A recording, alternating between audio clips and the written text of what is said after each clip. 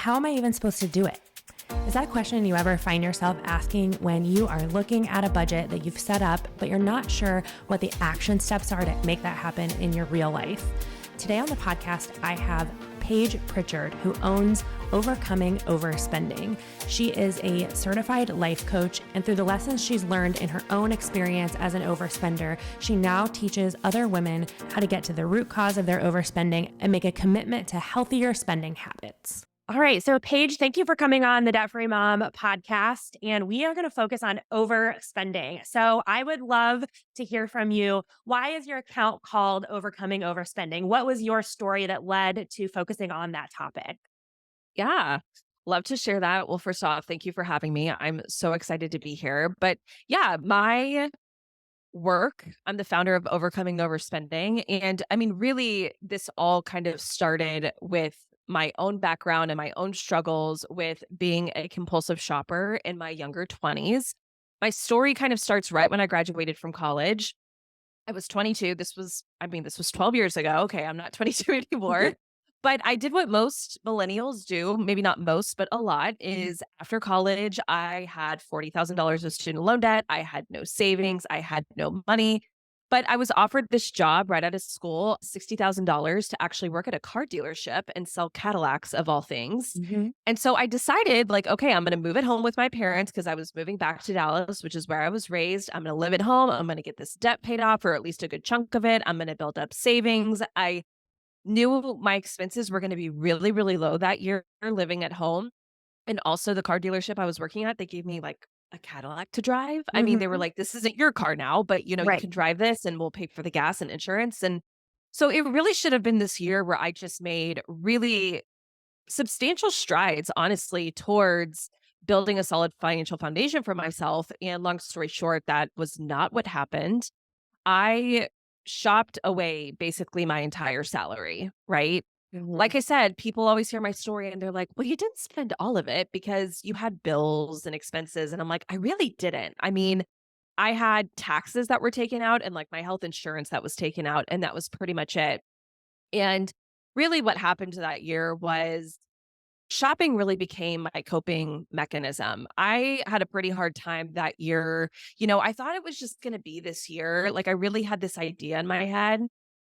I'm a 90s baby and like kind of grew up in the early 2000s. So I had this idea in my head of what being an adult was going to be and what corporate was going to be. I had like Andy Anderson from How to Lose a Guy in 10 Days, or like 13 Going on 30, where you had these like women showing up to these jobs, like dressed to the nines. And I really thought that that's like what the real world was. And so I would leave on my lunch breaks. I would go up to the mall. And it was not uncommon for me to just drop like $500 at Nordstrom's, $500 at J. Crew. And the problem was, is I was doing that 2 to 3 times a week. And then you span that out over the course of a year. And I shopped away my entire salary, right? My $60,000 salary was basically in my closet.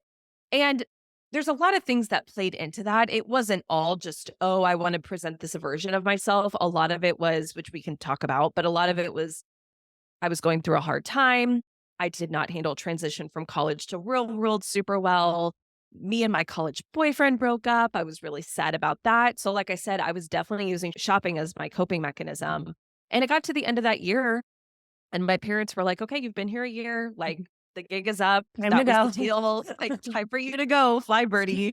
And I couldn't even afford a security deposit to put down on an apartment. And I think my parents kind of had an idea of what was going on. I just don't think that they knew the extent of it because I was hiding a lot of it. I was bringing a lot of stuff in, like after they were asleep or when I knew they weren't home.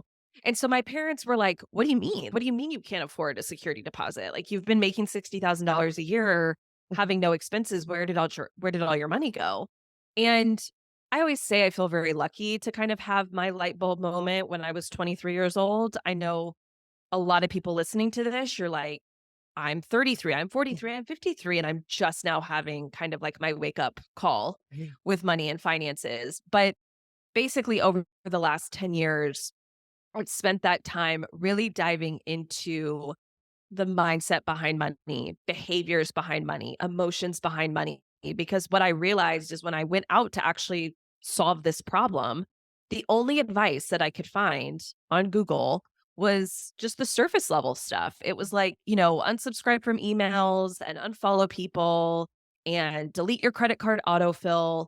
And for me, for somebody who had truly become a compulsive shopper, the issue was much deeper rooted than that. It was like, listen, I don't need to even get the email. I'm just going to go up to the store. Yeah. Like, I don't need to delete my credit card autofill because I know my credit card numbers by heart. Like, Mhm.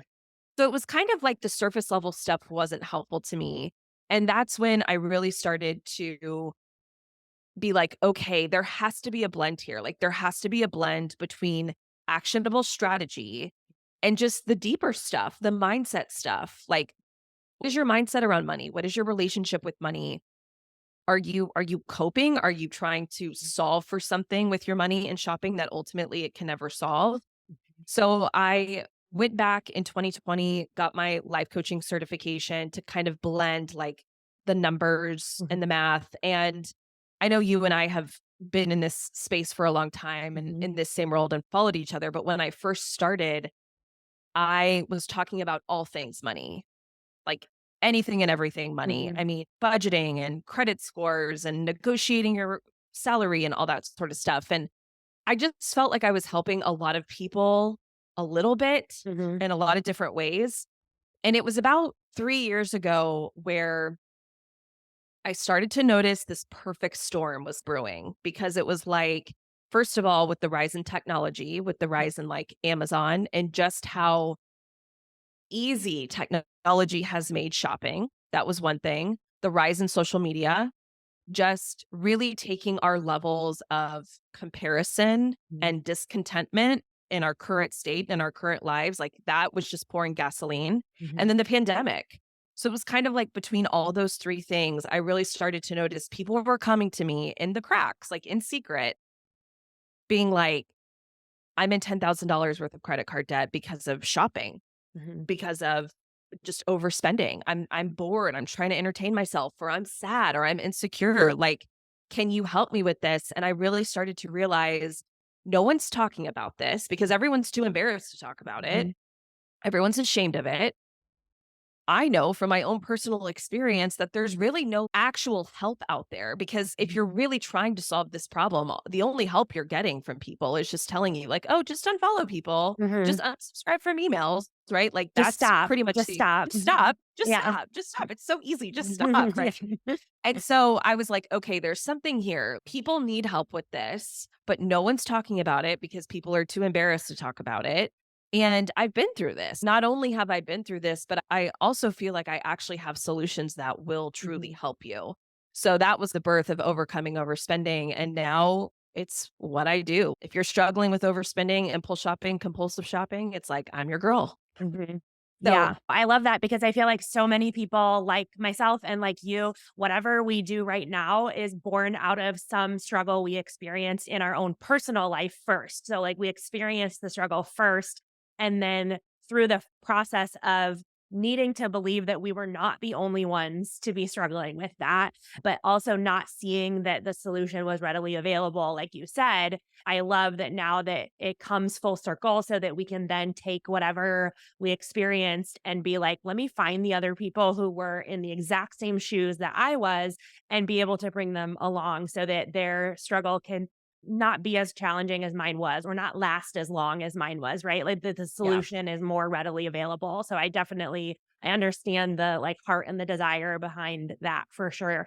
So when you recognize that overspending was deeper than just the mechanics of putting your card into something, what were Mhm. some of the things that you found eventually that did help, that actually were able to break some of those habits? For example, what made you able to stop going to the mall on lunch break? Really, the two areas that I always say, okay, like you have to focus on these two areas first before we get to the more tactical stuff, which this is kind of where I started, is like your mindset behind shopping and spending.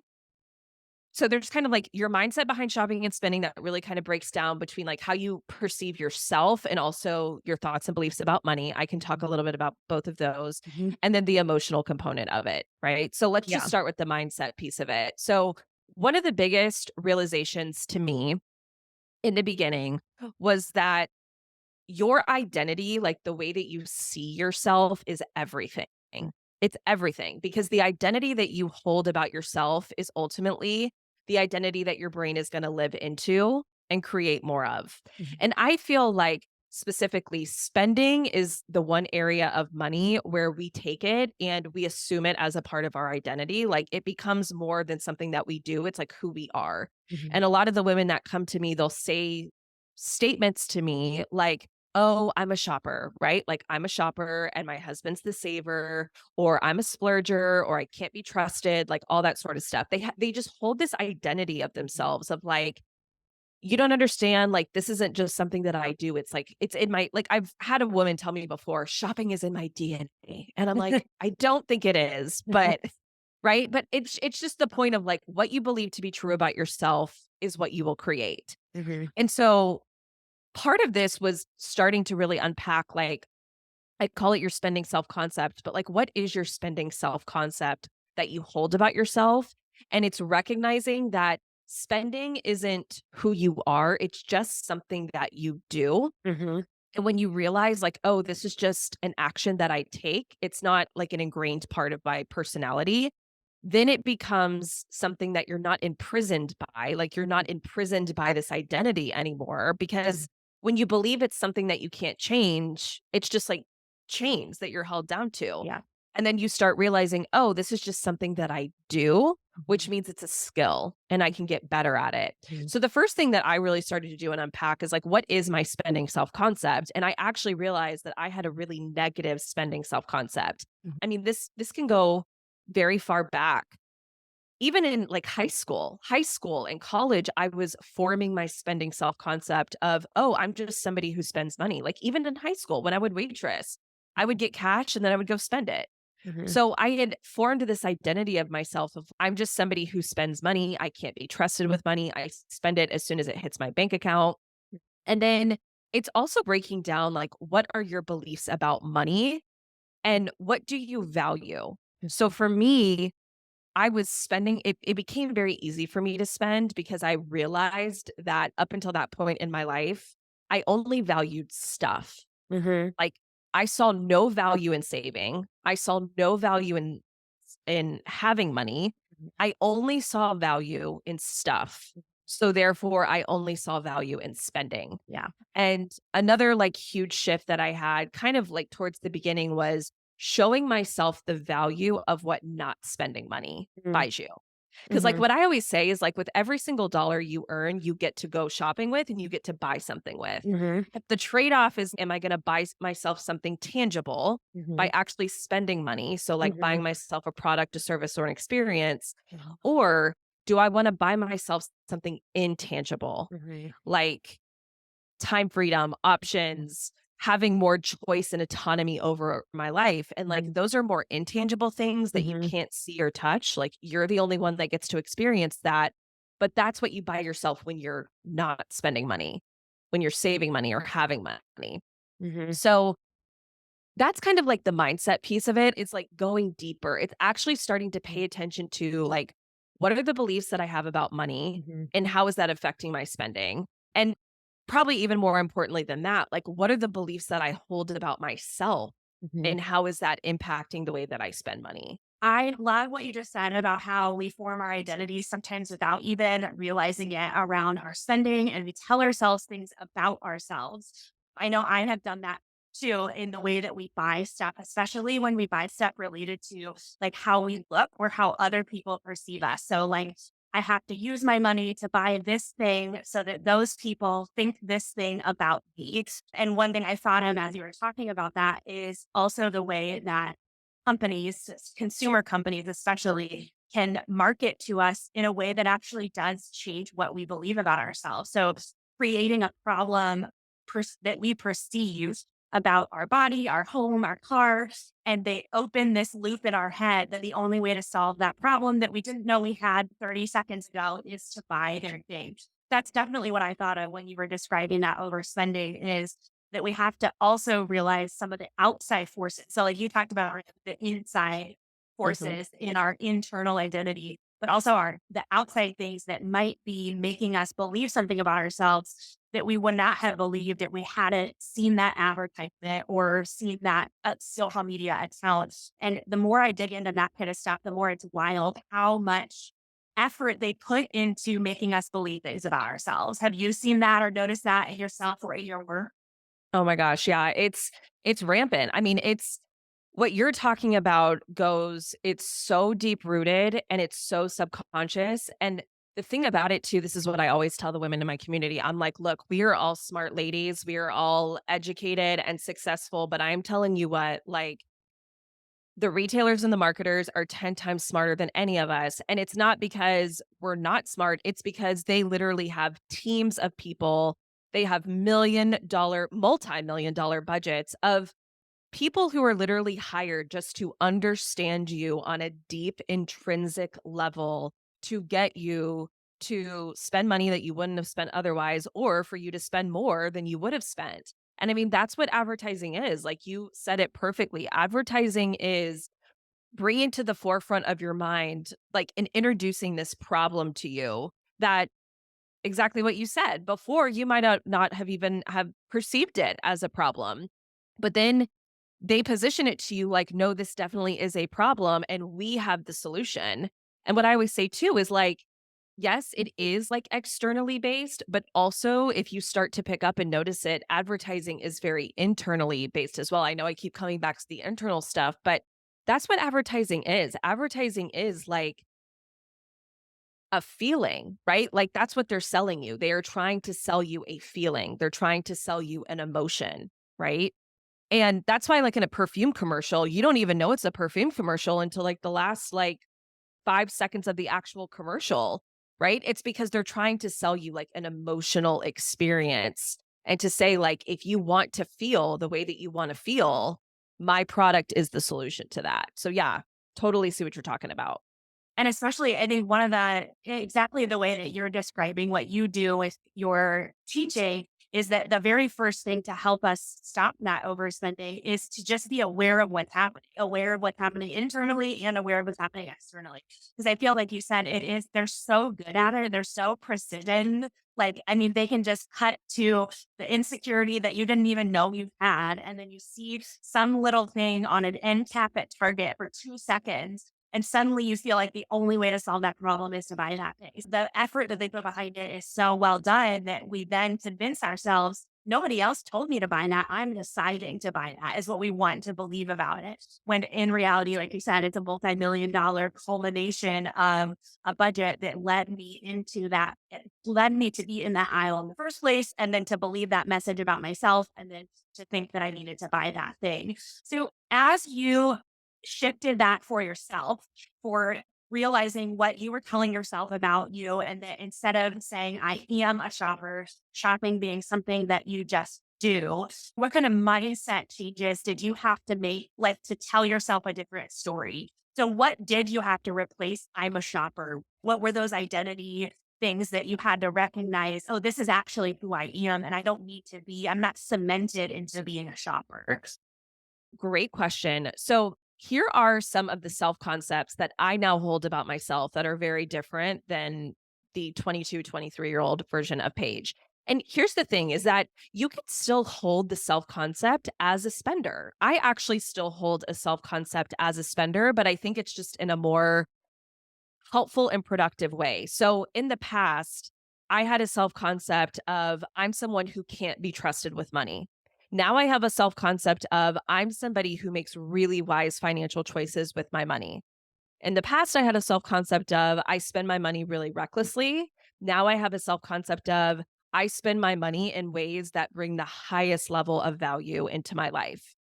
So it's like I still have a self concept as a spender, but it's like having a self concept as a spender in, okay, I spend my money in responsible ways. I spend it purposefully.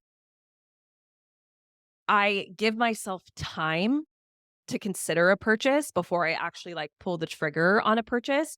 I'm really big on like work with your brain. Don't try to fight against your brain. So if you try to introduce a thought, a belief, a self-concept to your brain that is just completely and totally opposite of what your brain currently believes or what your reality is reflecting, Your brain's really smart and it's going to reject that. It's going to be like, absolutely not. That's not believable. There has to be some level of believability in order for you to stepstone your way from one identity to another. And I just want to say this takes time. It doesn't happen overnight, but find a new belief or a new identity or self-concept that still feels true to you, but it's just like, this feels better to me. So like I said, one of my self-concepts is like, I'm a really good saver, but I'm also a really good spender. Like I'm good at saving money and I'm good at spending money, but spending money in a purposeful way. And I just want to say that when people hear what I do, they think that my job and my mission is to get you to stop spending money. Sure. They're like, oh, so you just help me spend less. Yeah. And the truth is like, sometimes my clients do end up spending less as a byproduct of the work that we do. But my biggest thing is like, I want to teach you the skill of spending. I want you spending in a way that's actually going to make your life better versus making your life worse. So oftentimes it's not even a matter of like, I'm here to get you to stop spending money. I want you just to become a better spender. So it's like, knowing that, how can we form a self-concept around that versus more like the harmful self-concept of like, I'm a splurger, I always go over budget, I can never stick with my plan. We say these things like they're just facts of the world, but that's really just how your brain is interpreting all the evidence around it, if that makes sense. It's so helpful to like, I do a similar thing when I build a budget. I think people assume that I'm going to send it back to them and that it's going to be like, never eat out again and don't have personal spending cash and, like all those things. And it's like, I want all of those things for you, but I want them in a way that benefits your life overall, not just in the 5 seconds that you buy it, which I think is a very similar thing to what you're saying too, is like, if the shopping is like planned and part of your overall structure for what you want out of your finances, then great, go for it. I hope you buy those things. But if you enjoy it for a minute and then you spend 6 months trying to dig yourself out of 30% interest rate credit card debt, you yourself are not going to enjoy that. And so that's what we're trying to prevent, which I think is a really hard thing. Because like you said, I think people just jump into,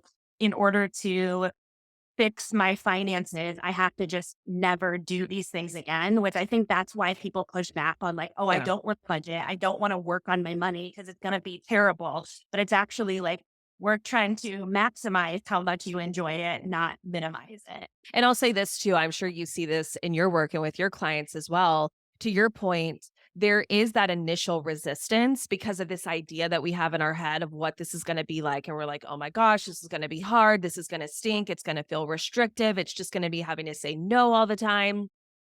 And what I find is that once you can get through that initial resistance of realizing like, that's not what this is, and that's not what the point of all of this is, I cannot tell you how many times someone will come up in my community and just be like, I had to get myself over the initial mind drama of it. But now that I'm past that hump, this feels so much better. This is actually so much more pleasurable to me. It feels so much better. Like I like myself so much more. Like, and this is what I always say too, the world that we live in, this is consumer culture. Again, this comes back to the advertising and the messaging and the marketing, social media. What you're going to be slapped with in the face every day, all day, is instant gratification. Do what you want when you want it. There's no need to wait. There's no need to suffer. There's no need to plan. There's no need to delay. And of course they push that message out to us because that message gets you to spend money and it gets you to buy things. But many times, like when I talk to the women in my community and I ask them, like, past the very fleeting, to your point, like minute long rush that you get from the dopamine hit, what comes after that? Like, does that actually feel good to you? Like, do you enjoy that? Does that feel enjoyable? Because many studies have shown that compulsive shoppers, what will happen is they'll typically start shopping when they're in a negative mood. And they use shopping to improve their mood. And the shopping will improve their mood. It will kind of give them this rush, like this euphoric rush. But then always what's waiting around the corner is the crash. It's just like if you eat too much sugar, you're going to have a sugar crash, or if you drink too much alcohol, you're going to have a hangover. The same thing happens with our spending and with our shopping. And so it's like recognizing that of like, oh, like this is going to feel good for a tiny moment, and then it's going to feel awful, and then it's going to feel terrible, and then it's going to do is just create more negative emotion for myself down the road, because then, like exactly what you said, now I'm stuck with $20,000 of credit card debt that's charging me 30% interest every single month. And so it's like when we can get our minds wrapped around waiting, delaying gratification, planning, like saving up for things, it actually, like when you actually just allow yourself to try it and do it, most of the time what you find is like, this feels so much better. I actually prefer this so much more, but it's just getting yourself out of that mindset that we are kind of all trapped in. Yeah. Living, I call it like the Amazon culture of like being able to buy something and have that instant gratification of it just being on your doorstep like a couple hours later. When you can get yourself out of this, you're like, oh, like it's actually so much better to wait. And that's why I always say the anticipation is where the dopamine is. Mhm. The anticipation, the waiting, dopamine is called the anticipation molecule because it gets released in anticipation of the pleasurable event. And so that's why like they've done studies to show that you actually get more pleasure out of the period of time before you take a vacation than you actually do like on the vacation. Or like another example I always use is like for me personally, like I love Christmas Eve day Uh-huh. more than I love Christmas Day. Right. Yeah. Because it's like when you're Christmas Eve, you're like, oh my gosh, like you're in anticipation of what's to come. And it's the same thing with your money and the same thing with your purchases. It's like when you can allow yourself to wait, you're actually going to get, it feels so much better. Mhm. But you have to just get yourself to the point where you're just willing to try it. You're willing to like push past that resistance and all the mind drama that you have of like, oh, this is going to be hard and it's going to suck. It's going to be hard initially. Yeah. It's gonna be hard initially. It's gonna feel uncomfortable because you're just doing something that you're not used to doing and you're doing something that's unfamiliar. But when you Yeah. can put past that, there's so much good on the other side. Yeah. And I think, as we're talking about the way our brains are wired, I think one of the things that our brain is naturally wired to do is kind of send us warnings when we're doing something we haven't done before. So we have to kind of push through that and say, just because I'm feeling like this is the wrong thing to do, I need to, like, one thing I ask myself or ask other people is, does this feel wrong simply because it's new or because it's actually the wrong thing to do? Like if you go about a different way of budgeting, and you're like, this feels backwards. This feels like it shouldn't be what I'm doing. And it's like, pause for a minute and ask yourself, is my brain just telling me that because I've never done this before or because it's actually a bad? Because sometimes we do have to override those more basic human signals that our brain sends us and be able to use our more complex brains and be like, so it's actually okay. I'm safe here, right? I'm safe in this not spending space. Nothing actually bad is going to happen to me if I wait 1 week to buy that thing, for example, which leads really nicely into the whole reason I reached out to you and asked you to come on here is because I saw one of your Instagram reels where you had 3 questions for people to ask before they actually made a purchase. And that relates to that idea of waiting as well. So can you, for those who didn't see that reel or don't follow you yet, what are those 3 questions that people should be pausing and asking before they jump into a purchase? What's the number one thing I see missing from almost all of the budget templates, apps, and methods out there? It's one word: when. Most budget templates are set up by month, a summary of how your income and spending will shake out by the end of the next 30 days. But this kind of budget ignores the fact that sometimes the expenses may be due before the income is available. A pay period budget not only includes your income and expenses, but it is built around when that income will be available so that you can create accurate, realistic plans for how you want to use your paycheck.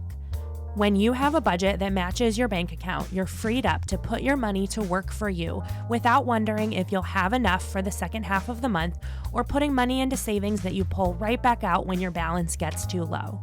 Visit debtfreemom.co/store to start budgeting by pay period today with this best-selling template and mini course for only $9. You'll receive 4 tutorial videos on setting up a budget by pay period, a worksheet to help you gather your numbers into one place, and the signature budget by pay period template with space to plan out your money no matter what pay schedule you have or how many income streams you're working with.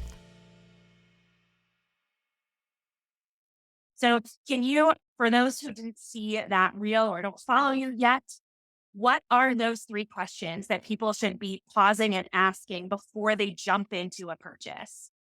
So these are 3 questions that are a little bit out of the box and a little bit out of the ordinary, which is why I like them, because I think they get you thinking about your money and your purchases in a different way.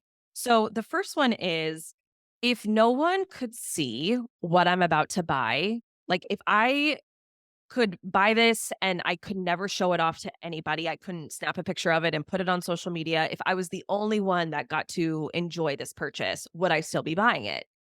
And I love this question because, truth be told, I mean, I think this is, I'm guilty of this as well, right? I think we all are. But so many of us have gotten to a point where so much of the money that we're spending and the things that we're buying are actually for other people. Like they're for us, but the motivation behind why we're buying it is so driven by other people. What are people going to think of this? Oh, I want to be able to show this off on social media. I want to be able to impress people. We spend so much money trying to buy the attention, the validation, the praise, the eyeballs of other people. And I love this question because this really gets you to think about, who is this purchase really for? Like, is this really for me or is this really for other people? And I have a lot of clients that I work with who come to me, and one of the first things they tell me is like, my life just doesn't feel like my life anymore.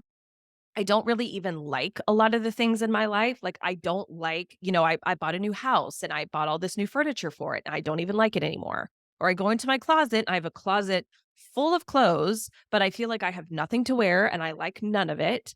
And so if you find yourself kind of in those patterns, it's probably because you're doing a lot of spending for other people and not really for yourself.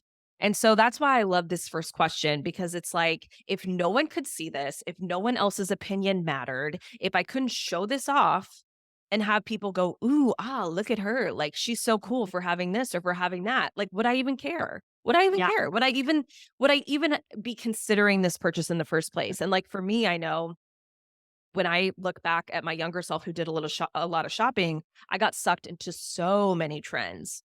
I bought so much stuff just because everyone else had it. And just because I was like, oh, well, everyone else has this, so I need to have it because I wanted to fit in.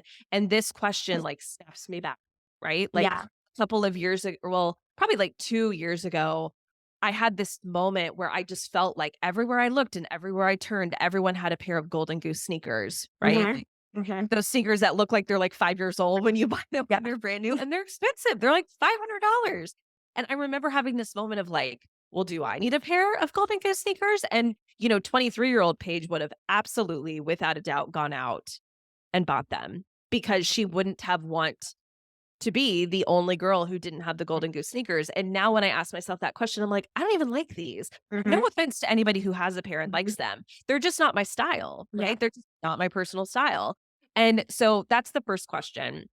The second question is, and this kind of comes back to the emotional piece of our spending, is this a time to shop or is this a time to feel? Mhm. So a lot of the women that I work with, like I said, shopping is their go-to for making themselves feel better. And this really helps you tune into the emotional state that you are in when you want to go shopping. So you're like, oh, I've had a hard day. Let me run up to Target. Oh, today's been so hard. The kids have been crazy. I'm just stressed to the max. Let me just curl into bed with a glass of wine and pull up, my favorite site and do some online shopping. So it's like, are you using shopping to change your emotional state? Mhm. This question will tune you into that. And the reason why this question is so important is because ultimately, again, we've kind of touched on this several times, but it's like we get this idea in our head that shopping will make us feel better. And the truth is, it will make you feel better temporarily. Mhm. And that's why people get tripped up because they're like, well, I do feel better. I'm like, yes, you felt better for a moment in time, but how about now? Like, Yeah. how about now, a couple days later, a couple weeks later? How do you feel about that purchase now? Yeah. Was it worth it? Do you still like it? And we think that shopping is a cure for negative emotion, but all it really does is it's just pushing the negative emotion that you're trying to numb yourself to and distract yourself from to tomorrow or into Yeah. the future. And I always say, like, listen, the negative emotion isn't going to be solved from the shopping. So you can either deal with it right now and not shop it away, or you can shop it away in this moment, but then just future you, like future Yeah. Carly, future Paige is going to have to Yep. deal with that. Yeah. That's what the I think second one question thing is, though. I think it was last year when I talked about, I was trying to break the phrase of ignorance is bliss and talk about that in terms of money. And I was like, ignorance is not bliss. It's just delayed sorrow, delayed suffering. It's just pushing off when we suffer, but we're going to suffer in some way unless we peel back the curtain and say, what exactly is going on here? So that's why I like that second question, especially because it's making them say in a similar way to number one, but in number two, it's like internally, why am I being drawn to shop? Is it actually because my kitchen needs a new gadget? Is there actually a need that I have, or is the need from the shopping itself?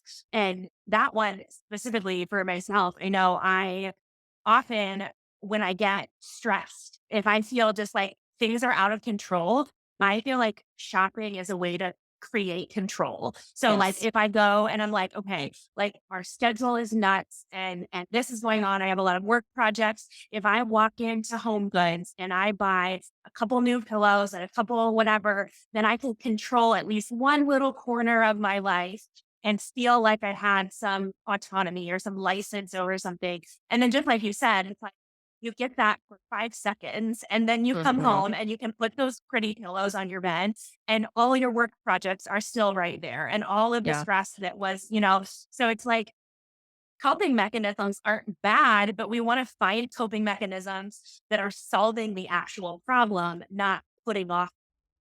Yeah. Yeah, exactly. And, it's like you hit the nail on the head with the control thing, right? It's like you use shopping to make yourself feel more in control in the moment. And for a moment, you might, but then later on, you're going to feel out of control because you're going to look at your finances and be like, whoa, look at all this spending, right? Or, what I always say, it's like you spend a lot of money in the moment because you don't want to feel deprived in the moment. You're like, I don't want to tell myself no. You're fighting against that emotion of like deprivation. But then again, later on down the road, it's like when you have to say no to things because you don't have the money for it because you spent it all previously, it's like, guess what you're going to feel? You're going to feel deprived. And So even more deprived than you even would have more, in the even moment. more. Exactly. And so that's what I always say. It's like emotions are never a matter of if, but when. And to your Mhm. point, the trade off that we're always faced with is I can deal with this emotion right now. And it's always going to be like in the present moment when you have that opportunity, it's always going to be on a smaller scale. So I can feel the deprivation now on a smaller scale, or I can feel the deprivation a year from now that's going to be on a much larger scale. And Yeah. so what I always say is like, hook up your future self, like take care of that future version of you. And that's what I think about a lot is like, okay, I'm going to feel this for you now, and I'm going to deal with this for you now so that you don't have to worry about dealing with this a year from now or a month from now or whenever. Yeah. So that's the second one. And then the third one is 30 days from now, will I still want to buy this item or am I going to want my money back? Mhm. And I like this question for a couple of reasons. One, it just gets you out of that present moment thinking, and it actually has you thinking about how am I going to feel about this 30 days from now? And you can switch out the time period. Mhm. You could even do like a week from now, a week from even tomorrow, a week from now. How am I going to feel about this? Am I still going to want it or am I going to want my money back? So it takes you out of that present moment thinking. And then the second reason I really love this question is because it reminds you kind of what I was saying at the beginning about how your money has inherent value. Like when you don't spend money, you're still buying yourself something. When you Mhm. choose to keep your money, that is valuable. So it's having you view this trade off of 30 days from now, is the money going to be more valuable to me? Or is the value that I'm going to get out of this purchase going to be more valuable to me? And listen, sometimes the answer to this question will be like, yeah, 30 days from now, I really think that I'm going to want this thing more than I Yeah. want the money I'm about to spend. Sometimes that is the answer. But sometimes the answer is going to be, oh, you know what? In 30 days, this is probably going to be something that I'm going to look back on and be like, no, I'd rather have the money back than to have this item. And so it gets you just thinking in the future. And it also reminds you of like the inherent value that your money has, like keeping your focus on that trade-off between money having value and the things that you exchange it for have value. And I always say, like, we're not going to do this perfectly 100% of the time, but money is a tool that we want to use to inject value into your life. Right. And the way that we do that is by buying things with our money that are more valuable to us than our money is. Okay. Like, that's how we win. That's how we inject our life full of value, is we buy things that are more valuable to us than our money is. And oftentimes we buy things that are less valuable to us than our money is, which is how you like get into a place where you're like, this is all junk. This is all clutter. You have like rooms overflowing and bathroom sinks overflowing and pantries overflowing. It's because you've probably spent a lot of money where the item wasn't as valuable to you as your money is, meaning like you just didn't get a lot of use out of it. You bought it impulsively. The allure wore off super quickly, Yeah. right? That's why I love Uh, that third question. Yeah, and it reminded me of a chapter of the book Psychology of Money. One of the chapters is called Wealth is What You Don't See.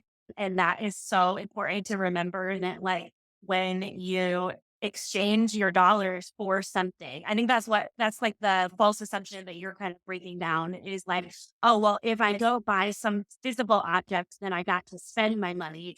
If I don't, then I didn't get to spend my money. But what you're actually saying is there are things we can see and there are things we can't see. And you are able to buy both of them. It's just that sometimes it's the stuff that we can see as the lower hanging fruit, right? It's that I can walk into Target and I can hold this thing in my hands. And so I feel like I actually bought it. Where investing in retirement is so abstract that it's like, well, I can't feel it. I can't hold it. And so it feels less valuable. But if we kind of remove ourselves from, don't try to answer this question while you're standing in Target, like answer it somewhere else and say, which one do I actually want more of? Time freedom or another hoodie, And it's like, Mhm. sometimes it's easy to convince ourselves that the physical object is the thing that we want more because we're just in the moment. But then if I know for myself, if I ever allow myself to kind of zoom out, and that's what that third question does is like,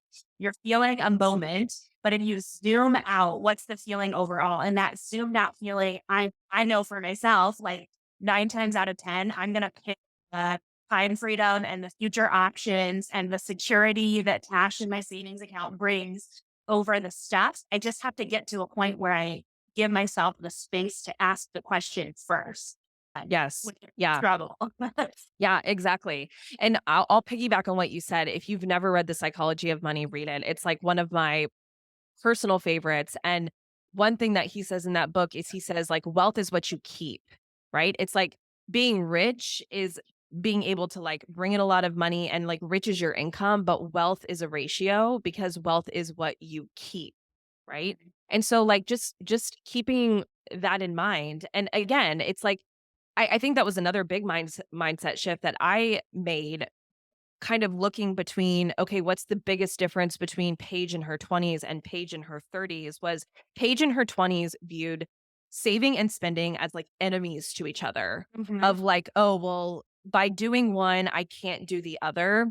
And I just think that that's just such like an unhelpful mindset to have, because when you look at it that way, when you look at it as those two things fighting against each other, oftentimes when you're in that emotional moment, you're always going to choose exactly how you stated it, the low hanging fruit.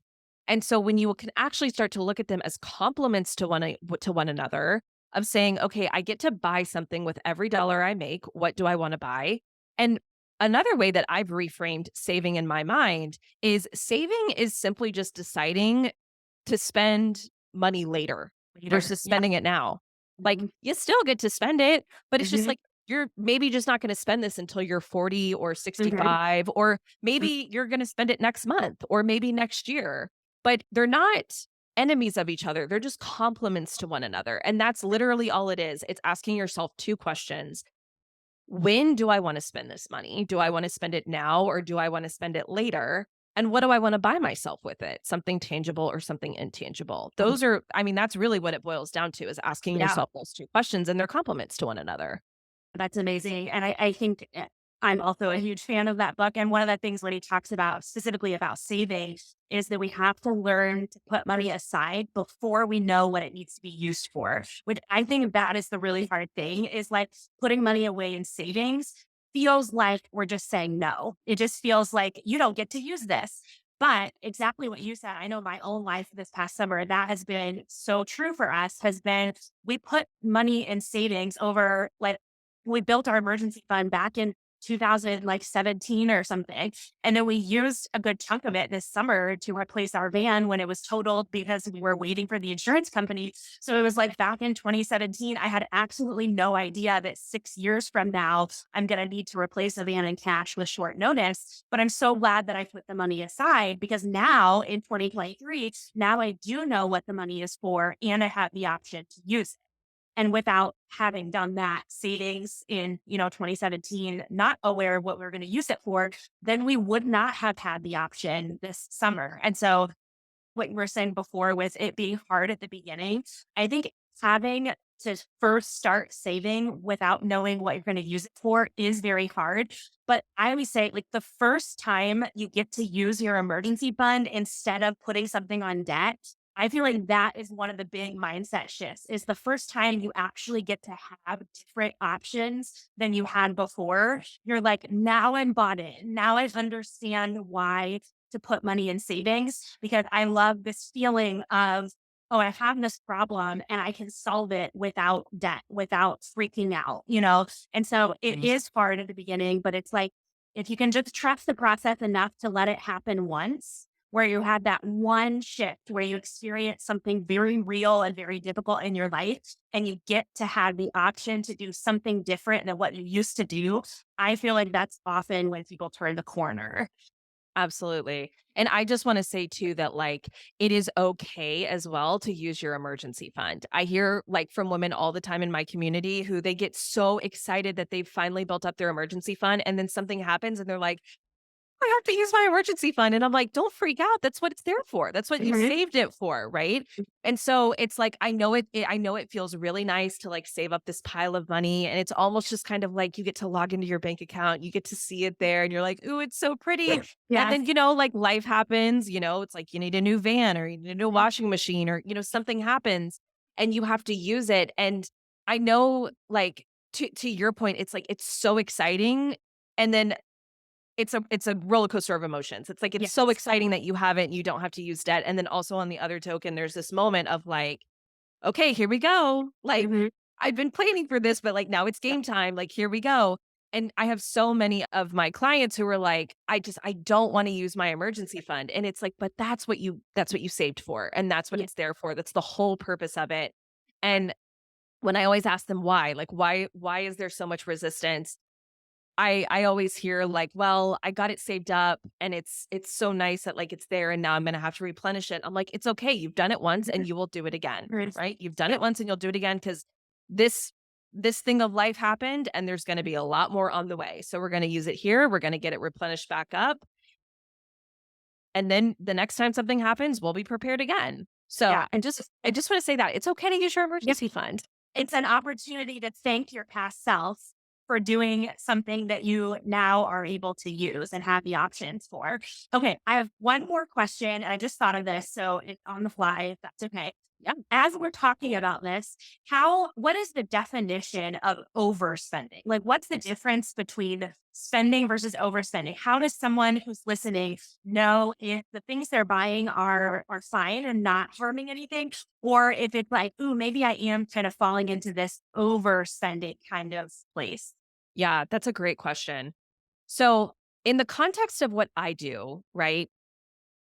The very literal definition is just either spending more than you planned to spend or spending more money than you have. Okay, that's like the very literal definition. Now, in terms of what I do, again, it, it's like we had to come up with like a catchy like overcoming overspending, right? So the way that I define overspending is any spending that you are doing that's to the detriment of future you. Mm. So that can look like a couple of things because yes, that can absolutely look like spending more money than you have. And oftentimes it does look like that, but it doesn't necessarily have to be. Cause like some women come to me and they're like, well, I'm not going into debt. Yeah. I'm not spending money that I don't have. So therefore, is my spending a problem that I need to give some attention Mhm. to? So yes, it can be spending more than you have, but also think about it a couple of other ways. Again, the big one that we've touched on a couple times, but are you using shopping to cope, to numb, to distract, to buffer from your emotions? Because that becomes a problem because it's never really going to solve the problem that you're hoping that it's solving. It's honestly just money spent in vain, right? It's just Mhm. wasted money because you're spending it to solve a problem it's not actually solving. And all it's doing is making the problem deeper. So it's like, is shopping your coping mechanism? It could be you're spending more than you're making. It could also look like other financial goals that you have are suffering because of your Mhm. spending. So, do you have a financial goal to maybe save up a down payment for a house or to be able to take, a certain amount of trips every year that cost a certain amount, but you're constantly feeling like you're not making the progress that you want to be making towards those other larger financial goals that you want to be because you're spending too much? Sure. Another big indication of it is your spending affecting you in non-financial ways? This is a big one too. Is it affecting your mental and emotional health? Is it cluttering up your environment? I mean, so many studies have shown the negative effects of clutter, right? Like clutter increases your cortisol levels, which is the stress hormone. It puts you in a low grade state of fight and flight. It reduces your mental capacity. So, do you, like I talked about, do you have like the rooms in your house where it's like, oh, we don't go in there? It's Mhm. just filled Yeah. with stuff, right? Like the overflow room or, the habits that are busting at the seams? Does your environment just feel heavy to you? You walk in and you're just like, oof, this is a lot of stuff. Are you hiding, like what I did? Are you hiding your behaviors from other people? Is your shopping creating a lot of shame, a lot of guilt? And also the time. Like, Mhm. how much of your precious time are you actually spending on shopping between searching for deals, actually shopping, tracking packages, unboxing, returning things? I mean, I have clients that come to me that are spending hours of their weeks just on this one thing, like reselling things on Facebook and Poshmark. Your time is so precious. And like one of the biggest things is like when you can cut back on this, you just realize, oh my gosh, like look at all this like extra time that I have. So it's like, is your shopping, overspending, impulse shopping impacting you in non-financial ways? So don't just think like, oh, because I'm not in debt, this isn't a problem. Like to me, I'm like, just because you don't have the most obvious consequence of this that maybe other people have, doesn't mean it's not a problem. That's basically like saying, oh, I'm overeating and I'm eating sugar and junk and, like binging on alcohol every single night, but I have a really, really fast metabolism. So I'm not gaining any weight. So it's not a problem. It's Not a like, well, problem. just because you're not gaining weight, it doesn't mean that you're not a problem because you can't sleep, you have no energy, you can't get through your days, but you're just taking like the most obvious consequence and being like, oh, because I'm not gaining weight, it's not a problem. It's the same thing with overspending. It's like, just because you're not in debt doesn't mean it's not a problem. So Yeah. those are some ways to look at. I define it again as any spending that's just to the detriment of future you. Yeah. I think that's really helpful because I think I know I have noticed other people say a very similar thing to what you just said is like, oh, well, specifically when people think about their credit cards, they're like, oh, well, I paid in full every month. And so it's like as if that is The end all be evidence all. that nothing is going wrong, right? That everything's fine because I can pay it in full every month or something. And it is more in that how it's not how much or how little are you spending, it's how mindful are you being or not being about purchases that you're making. So I love that answer because I think it does help clarify for people like do I need to do some self-assessment of the reasons behind my spending. And it's helpful for everybody to do. I hope people are listening who maybe didn't think that they were overspending. And it's like these questions that you gave are still very helpful to process through before we make a purchase. Even if someone out there wouldn't identify as an overspender, it's still going to just increase that wisdom and thoughtfulness and future planning if we go through some of those questions to filter out the difference between buying something because we feel like it in the moment and actually being helpful to us in the future. So Yeah. thank you. Yeah.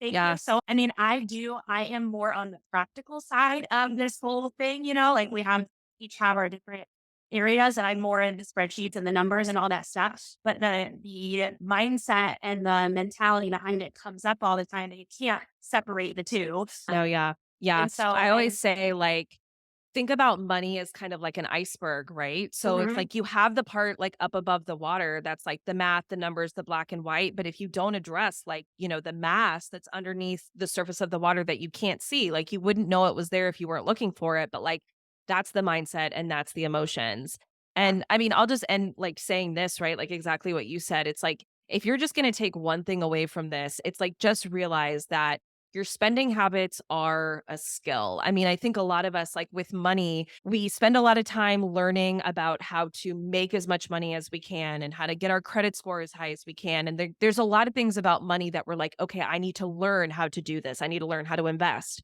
Spending is like the one area where we're just like, I don't need to learn how to do that because we view spending like breathing.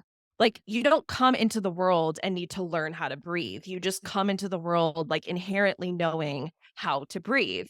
And you do. You just breathe. And that's how a lot of us think about spending. We're like, "Oh, I just spent." You just Mhm. spend. You don't need to learn how to do it. There's no skill behind it. There's no strategy behind it. Like you make money and then you go spend it. And it's like when you start to realize, oh, this is actually a skill, it's like it's something that I can be skilled at and better at and more purposeful at. It's totally game changing because you're like, whoa, okay, this just goes from being something that I just do on a daily basis, very subconsciously and oftentimes very like absent mindedly to, oh, I'm actually going to slow myself down and actually start giving some like thought and consideration and purpose behind this. That's so helpful. That is a great final takeaway. So, Paige, can you tell people where they can find you if they're listening to this and they're like, I need her help? Yeah, absolutely. So I'm on social, Instagram and TikTok. My handle is overcoming_overspending. I also have a podcast of my own. So clearly, if you're here, you like podcast. My podcast is called the Money Love Podcast. And the best place to start, I have an online membership that's called Overcoming Overspending. You can learn about that at overcomingoverspending.com. You get my entire like process for overcoming overspending. We do coaching calls every single month. We do like 10 calls a month. But I also like the best place to start, really. You can go check that out if you're just like, yes, absolutely, let's go. But I have a training that's called Why You Impulse Shop and How to Stop. You can find it just linked in all my social bios. But that's a really good place to start if you're like, okay, a lot of what you said today kind of resonates. I want to kind of just dip my toes in. Start with that training. It's like an hour-long training. It's totally free and we'll really dive deeper into like the mindset and emotional pieces. That's a good place to start. Awesome. Well, I hope people go run and check those things out because I know I learned from you as well. So thanks for coming on. Thanks for sharing all of your wealth of knowledge and experience. And I know that it will benefit the people listening for sure. Yeah, thank you for having me on, Carly. Paige is just a wealth of information about how to address our spending in a way that doesn't feel restricting, but instead helps us achieve our goals. My favorite takeaway from this episode was the idea that we are always spending our money. When money comes into my bank account, I'm always choosing to spend it on something. Do I want to buy something that is temporary and needs to be replaced soon? Or do I want to buy some future freedom? Do I want to buy some time flexibility? I think that is a great way to approach your money to help see that these choices that we make might not give us some flashy item that we can show off, but instead give us what we really want. I hope that if this episode was helpful to you, that you will check out all that Paige has to offer and help you overcome overspending as well. If you know someone who would benefit from the positive message of this episode and realize that there are ways to make changes without simply taking all the fun out of life, we would love if you would share this episode or rate the podcast. All of those things help us to get this message out there. I'm Carly Hill, and this is the Debt Free Mom Podcast. Thanks for listening to the Debt Free Mom Podcast. If you want to join me as a guest on the show, go to dfmpodcast.com. The Debt Free Mom Podcast is hosted by me, Carly Hill, and is produced, edited, and mixed by Kyle Hill. Music for this episode was written by Kyle Hill. Hit subscribe wherever you're listening to join in with every new episode as we grow our confidence and contentment in our personal finances.